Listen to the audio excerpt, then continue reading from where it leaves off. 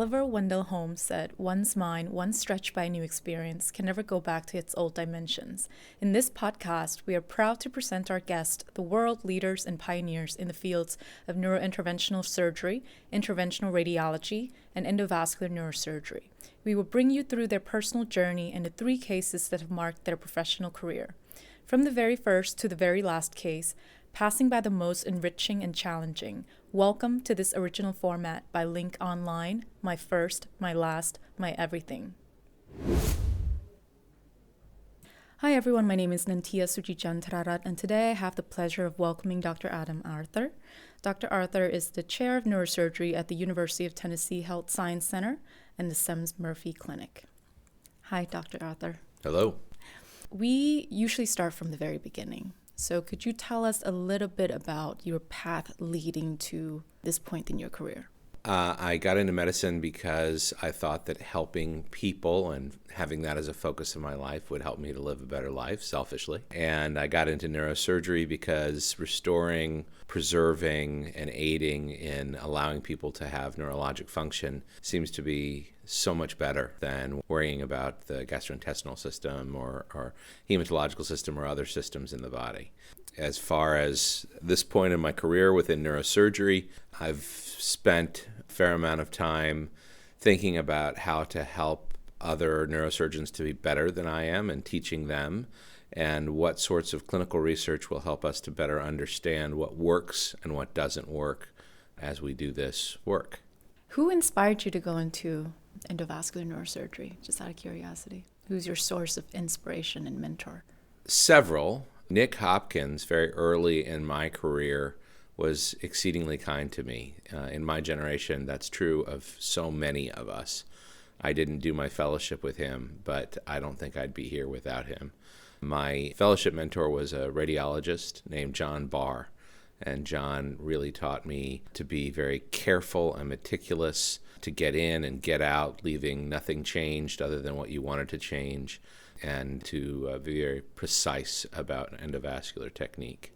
John's also someone who's very honest and very careful about talking to patients and their families, which is another important component of doing this well. For someone who just started out, what advice do you have for the fellows or junior attendings? One of the things I tell my fellows is that balance isn't a noun, it's a verb. When you use it as a noun, it connotes a certain degree of effortless grace, and it doesn't feel like that to me. It feels like a constant struggle between polarities that pull you in one direction or another.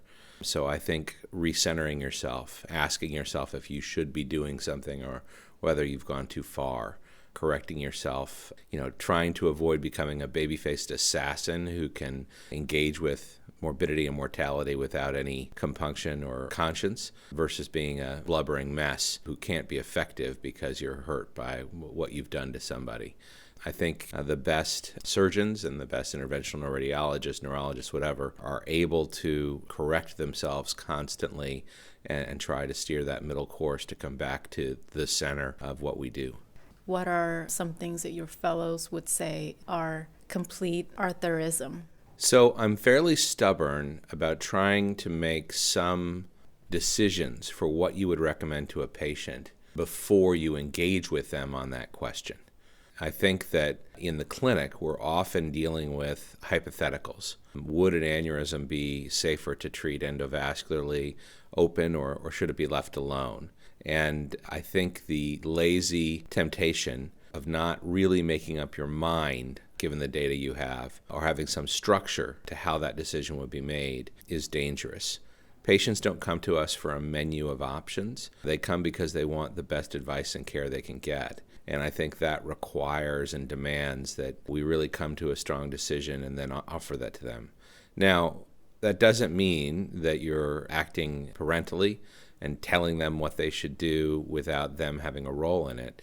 It just means that you clearly communicate what the concerns are, what the problem is, what the options are, and what option you would choose were it your decision, what you recommend, and why. I think when a fellow tells me, well, we have option A, we have option B, we have option C, I often press them to make a decision. I press myself to make a decision so that you're able, I think, to be a better guide and physician for a patient. Such a good point. You are clearly now on here because you're very successful in your career. You're one of the thought leaders and the influencers of the field. What was the process like getting here? Now you're national PIs on so many trials. You have been involved in many pivotal studies. What is the process of getting here? Early in my career, I was told by many different people that I couldn't be a good open microneurosurgeon and also an interventionalist, that I had to pick one of the two, and I didn't like that. And so very early in my career, I did as many cases as I could, both of open and endovascular neurosurgery. I would characterize my early career phase as being sort of a case hound. I spent a lot of time in the hospital. One of my mentors used to joke that the first space in the doctor's lot had my name on it because my car was there all the time.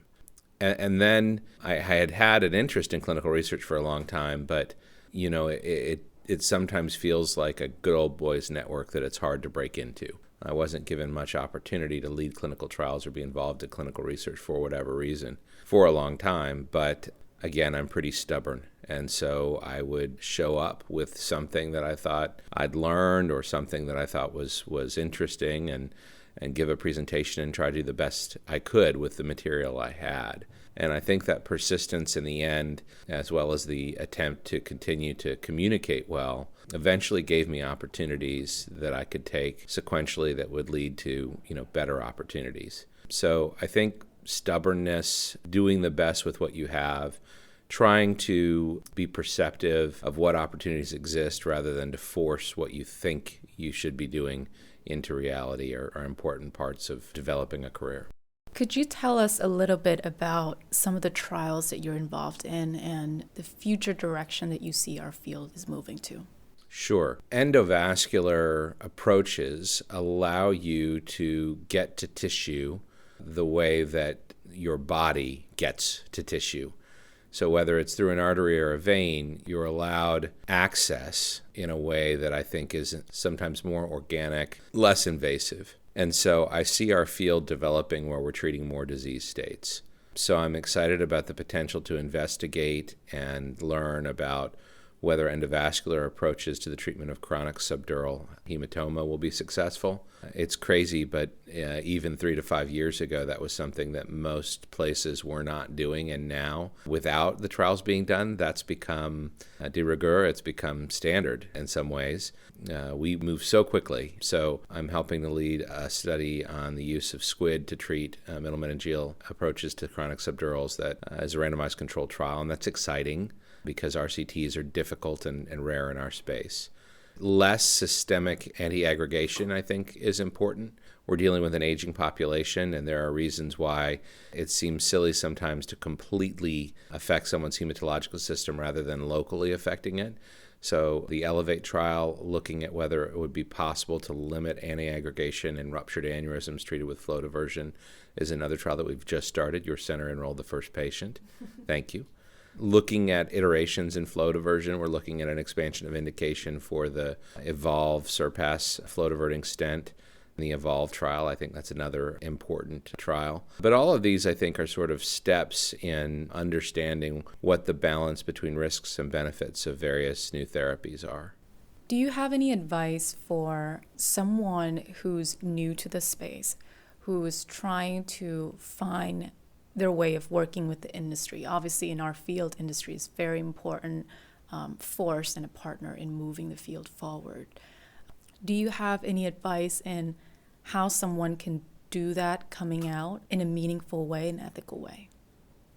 Yes, much of what we do can't be done without industry. We're a technologically dependent field.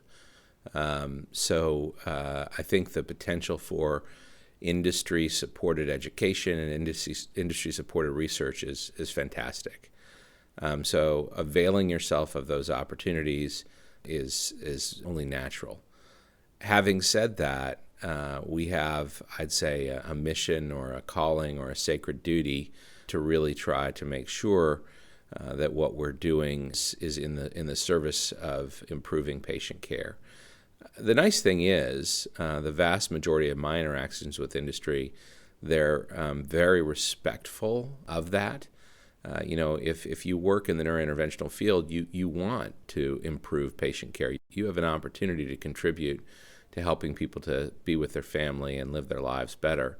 But as a physician, you have an obligation to make sure things are framed in the right way, to make sure that words aren't put into your mouth, or educational efforts, research efforts aren't corrupted to really only be marketing or commercial. I think it can backslide into that, not through any nefarious motives on the part of your industry partners, but you have a role. You have a role as a physician in sort of keeping that focus and drawing those lines. And so I think taking up that role and relishing that role is something that most people in the industry want you to do. So don't be afraid to do it.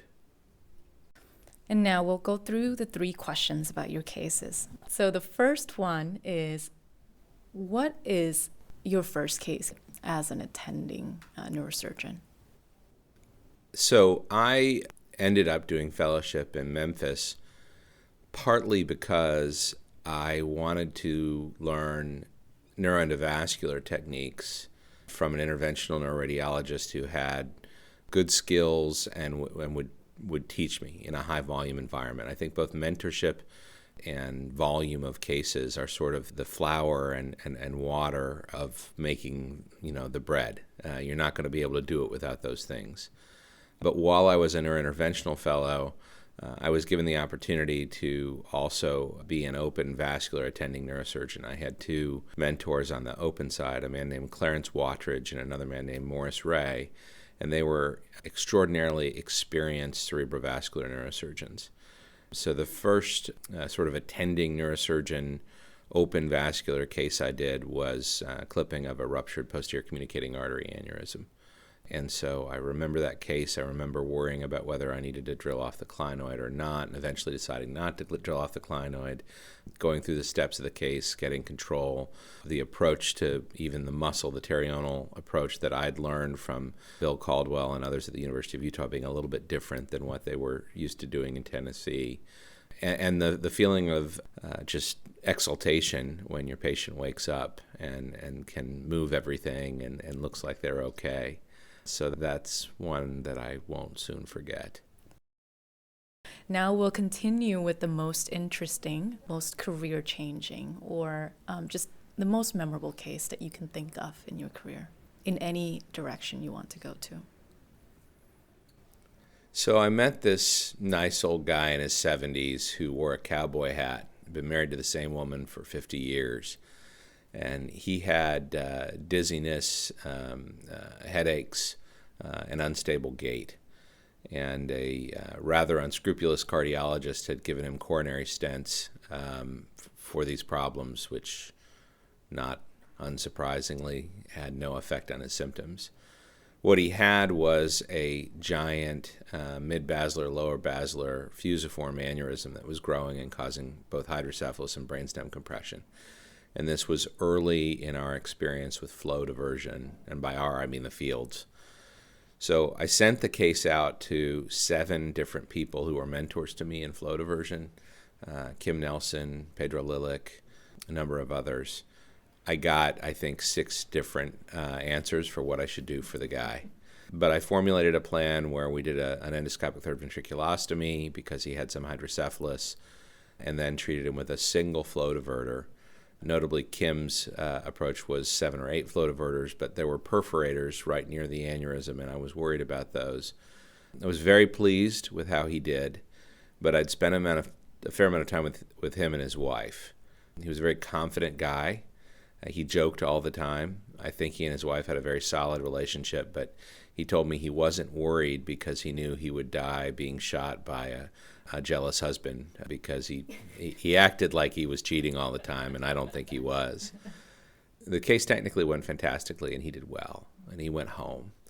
But we'd had a lot of discussion about the risks of the procedure, and about a week after the procedure, he died in his sleep from a massive rupture of the aneurysm. And before the paramedics had arrived to his house, his wife called me on my cell phone and told me what had happened, and told me that they discussed this and they wanted an autopsy. They wanted me to try and learn from it. And so my fellows and I did an autopsy and discovered that the aneurysm had ripped in a very unusual way, linearly on the other side of the artery.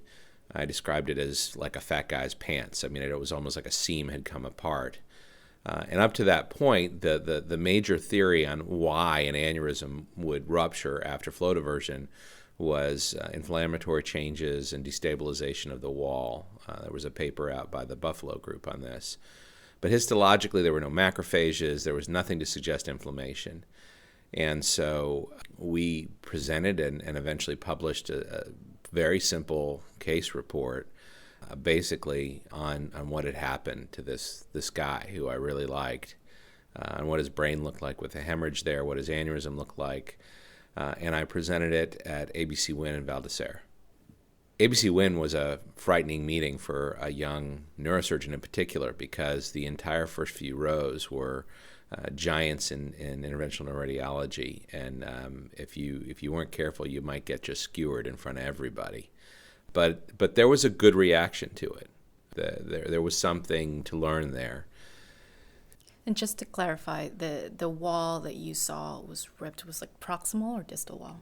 It was the distal wall. It's not a saccular aneurysm, it's a fusiform aneurysm, but it was as far away from the parent artery as you could get. And so our theory was that it's really just mechanical stretch. That, when you look at aneurysms that have been coiled in the operating room, the aneurysm has shrunk down and the coils are in the subarachnoid space. So I think what happens is that the aneurysm probably initially is stretched, just the way a wound heal is stretched. But it was so thin, I mean literally thinner than the membrane on an egg, that I think they probably often rip or stretch, but the clot or the clip or whatever prevents it from being a problem, which is why I think this complication's gone away largely, almost completely. It's because we're now coiling larger giant aneurysms with flow diversion, and so the aneurysms are still probably ripping, but the blood flow isn't able to get to the other side and bleed. Presenting that case led to the people who were running a company called Sequent asking me if I would be interested in leading their trial of the web device. Prior to that, I really couldn't get a shot at any kind of industry-funded research because I wasn't at an institution that was traditionally a thought leader within vascular neurosurgery. And that entrance sort of really changed things for me, and now I'm leading other trials and involved in industry-funded research. But it really was just kind of looking for opportunities, finding a dumb single thing that maybe was a point people hadn't come across, and trying to communicate it and being brave enough to communicate it in a situation where there's some risk.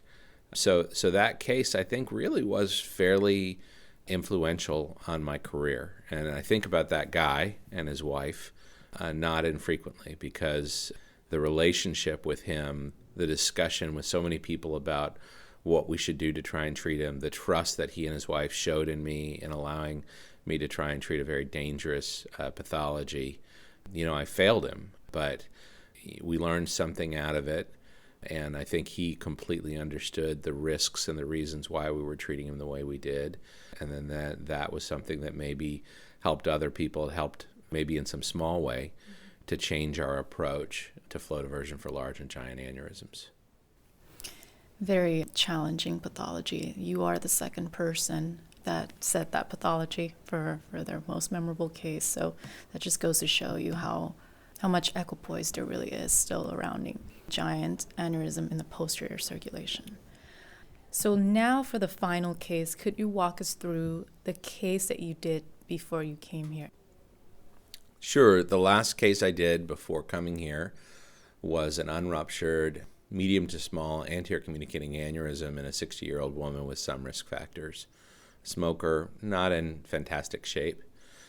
My fellow and I treated her with intrasaccular flow disruption with a web device. We spent some time trying to decide, what to do in two phases. One in the clinic when we were making recommendations and talking to her about what she wanted to do, and then after she was asleep on the table and we had better 3D views and worried that the neck wouldn't be completely treated by a web, and maybe whether we should do stent coiling. In the end, I think we were able to get a good occlusion of the aneurysm with a sub-millimeter neck remnant.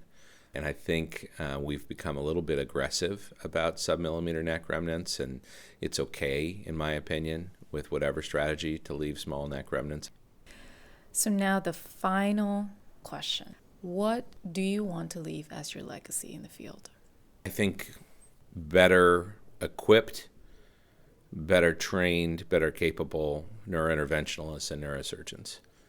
I'm 52 and now recently chair of a department. I really enjoy watching young surgeons develop, become more capable, and enjoy the field. So I don't know that I can think of any better legacy. I used to send cases to older colleagues all the time to ask their advice. Dan Barrow at Emory was incredibly generous with his time for no good reason on giving me case advice. As I said, Kim Nelson, Alex Berenstein, lots of other people were much kinder to me than I ever deserved. And strangely now, I find myself on the other end of that, and I get a lot of text messages from ex-fellows or colleagues or friends asking what I would do with one thing or another thing. And in the internet age, it's so easy to ask for advice that I really think the next generation is going to be amazing. I examined candidates for the American Board of Neurological Surgery, the oral exam, 3 or 4 weeks ago, and there were a couple of candidates who just were incredible. You know, here you are, you're supposed to be testing their mettle and maybe challenging them, and I'm thinking, this person is already an unbelievable surgeon and seems to really have a great sense of what they can do and what their limitations are and how to learn from it. So I think looking for opportunities to help people to be better is a fun and rewarding thing to do, and it would be great if I can do that some more. Dr. Arthur, thank you so much for spending the time with us today. Thank you very much, Nantya.